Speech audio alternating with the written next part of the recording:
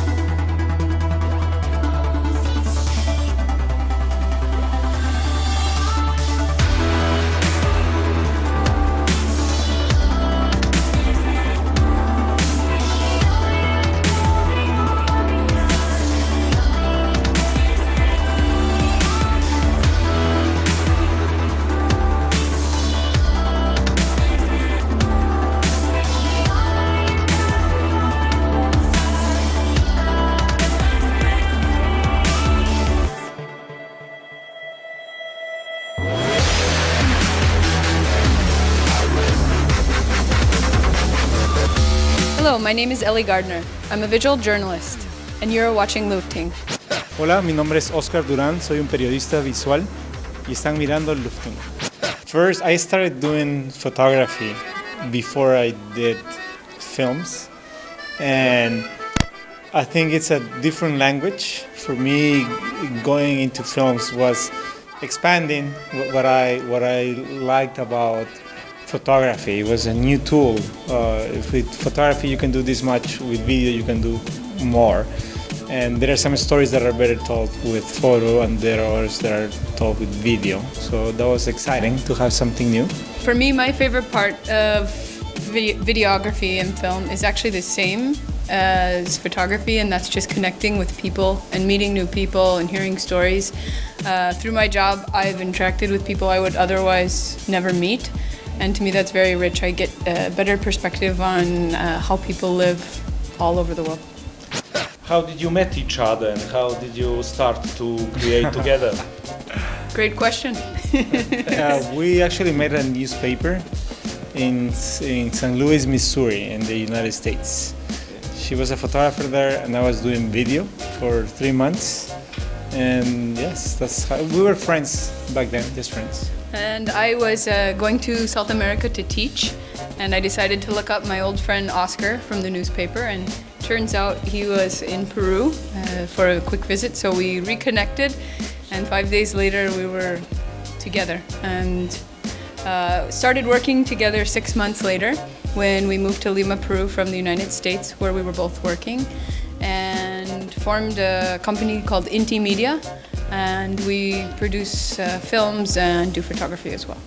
You succeed to connect profession and passion toward video and photography.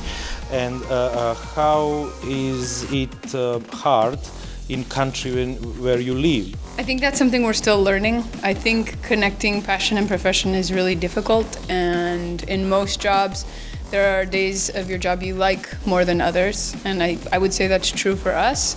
It was definitely easier in Peru. We spoke the language. This made things much more efficient. In Turkey, we're still learning how to work with translators well, how to work with producers, and these are new skills, but really good to have. I don't think you should be limited by the languages you speak in telling stories. It's a skill you can do across cultures and across languages if you have the right resources. You also speak Spanish. Like Sí. But I think combining both things, it's a process. Every day, every time we pick up a camera and go tell a story, we're always learning. But the subject of the workshop was teaching the students how to tell a story with video in 1 minute. So I'm very satisfied with the energy that everyone put into this assignment. We went into the field, people were looking for their stories. That was the first part of the process. The second part was back here, piecing everything together. I saw a lot of enthusiasm, and at the end we enjoyed. We looked at what they produced, and that was it was great. It was great. We went to a small town, and small towns I think are wonderful for this type of workshop because people are really open and willing to give you their time and share with you, probably more than in a city. I'm from a small town, and they're my favorite laboratories for learning. We had the chance to watch your films last evening, and what's your feeling when you watch together with the audience? I would say it's really interesting to hear what people react to and what they don't. Sometimes it's the opposite of what you'd think, so it's pretty neat. Of course, as a perfectionist, I also see all the things I could have done better, but that's good. You learn from it and you move forward. And for me, actually, I'm really excited when I get to show it someone who hasn't seen it before, because that's the whole point of making videos. That it's not only for me or for a small audience. I would love as many people as possible to watch the films that we make. So it's exciting. I'm really happy when I show it. Do you have some favorite film what you created? Well, I think every short film that we make, it's a little bit like a child. So.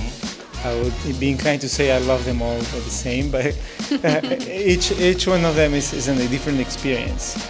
But there's one that I really like, that it's about my grandmother, and I made it. Now it wasn't an assignment or anything like that. It was just she's a person that is close to me, to my life. She's always been present one way or another in my life. So I would say that that's my favorite. Short film. Personal. It's a personal. Well, I love people. Everything that has to do with other human beings. I'm interested in people more than landscapes or anything, which are beautiful just by themselves. But everything that has to do with people and the relationship with other humans, with the environment. Yeah. And for me, I worked on a video about a man who talks to people on the radio in Argentina that we saw last night. And I think that's one of my favorites because it was the first film I did alone in Spanish. And it was very nerve-wracking. I was very nervous about going and doing the interview and being with these people who didn't speak English. So I had to overcome a lot of anxiety and fear with language. One advice I would give, especially walking around the room today, I saw this in this particular workshop, is when people go cutting and they're working with video for the first time, generally they cut the clip for twice as long as it actually needs to be. So what you think is good, cut it in half, and that's probably about what you should be looking at. Videos need to move, they need to captivate interest. We're living in a world of so much content online and on television that we need to really capture attention and give as much information in an elegant way as possible. And my advice would be to focus on subjects that interest you, because that way, working on that documentary is not hard. You're doing it because you love it, and you're gonna give it your best. I think here in Fotorama and in Serbia, everyone has made me feel like I'm at home. It's my first time in this part of the world, and I could not feel more welcomed. It was great. We have a very diverse group, skill level. All our colleagues, they are for journalists. They do video professionally, and I think doing something professionally, there are other facts that get in the way. Being here, all the students are doing photography and video because they love it. And it was great to see this passion for just photography, as simple as that. It was very inspiring. It's hard to add anything to that. Those are my feelings as well. We felt very welcomed here. I guess the only thing I can think to add is that the food was quite delicious. In particular, this gypsy bread I tried that was just great. Moje ime je Tamara Gavrić, ja sam freelance dizajner, a vi gledate Lufting. Dobrodošla u emisiju Lufting. Ti si dizajner, ali se inače baviš freelansom. Reci nam nešto više o tom šta je zapravo freelance. Pa, freelance je način rada, konkretno mi se bavimo online freelancingom u smislu da se bavimo svim poslovima koji mogu da se rade putem interneta. Svakako je način gde pristupamo većim brojem poslova, pristupamo klijentima do kojih možda ne bismo pristupili ovako lokalno, znači prosto iz svih delova sveta, poslovima kojima želimo se bavimo i projektima koje možda ne možemo da nađemo u našoj zemlji ili našem gradu. A da je najbolje po tebi početi da se bavi čovek freelansom? Odmah. Apsolutno nema nekog momenta kada je najbolje. Svakako kada čovjek je već neki spreman, ima neku veštinu, odnosno neko znanje koje može virtualno, da kažem, da proda, odnosno da ponudi, tad je pravi moment. Apsolutno ništa drugo ne može da ga koči, je potreban samo kompjuter i internet. Ja se nekih 10 godina bavim freelancingom, tako što sam počela da radim za klijente koji su iz neke druge zemlje i onda prosto na taj način sam želela da nastavim da radim sa njima. Pristupila sam na platformu i našla i niz nekih drugih klijenata s kojima i dan danas sarađujem. Kako si zadovoljna organizacijom festivala i kakvi su tvoji utisci sa Fotorame? Sada sam oduševljena, zaista. Ovo je prvi put da sam na festivalu i da učestvujem ovde i zaista sve pohvale. Ja sam Ratko Asanović, ja sam X-Rite kolorati i vi gledate Lufting. 5 godina je Fotorame, vi sarađujete već par godina. Da. Koliko si zadovoljan saradnjom sa Markom i uopšte sa ovim festivalom? Pa, sa njima sam, da kažem, veoma zadovoljan, sarađujemo već 2 godine, već da ima tu i ovako privatne saradnje kod njih u fotoklubu Apollo. Ja sam se generalno prvo upoznao sa suorganizatorom Nikolom Milenkovićem i u suštini sa njim je to sve i počelo. Tako da sam sa Markom nastavio uspešnu saradnju do sada. Šta je zapravo kalibrator i koliko je on važan za monitor, tablet, mobilni telefon?